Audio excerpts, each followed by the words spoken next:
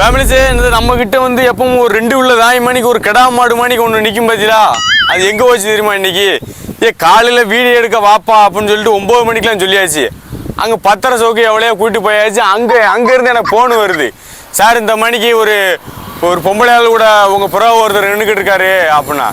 என்னப்பா சொல்லு, அவன் வீட்டில் இருக்கான் அப்படிங்க. அப்புறம் இங்கே இன்னும் பப்ஸ் நின்றுக்கிட்டு இருக்காரு. அப்போ இது யாரு அப்படின்னு சொல்லி போட்டோ எடுத்து அனுப்புறான். அவன் வெள்ளி செவ்வானா ஒரு பொம்பளை விட மாட்டேக்கான். நேரம் எங்கிட்ட தேட்டரு காட்டு கூட்டி அலையினான், ஊருக்காடு சுற்றிக்கிட்டு இருக்கான். நீ அவனை கண்டிச்சு வை அப்படின்னு ஒரே அடியாக போராடி சொல்லத்தான் போகிறேன். புறம் நீங்கள் சொல்லி சத்தம் போட வேண்டியதேன்னு சொல்லி நீங்கள் எல்லாம் சொல்லுவியா? நான் எத்தனை வாட்டிப்பா சொல்ல சொன்னோம்னா விரசம் பாம்பா நிற்கான்.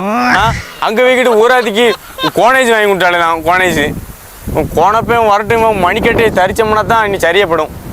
இல்லைன்னா அவன் ஊரா மெண்டாட்டி எங்கிட்ட இழுத்து கொண்டு விட்டுட்டு நம்மளை கண்டு உள்ளே வந்துட்டு அமைக்கிட்டாமனா போச்சு கேவலம்.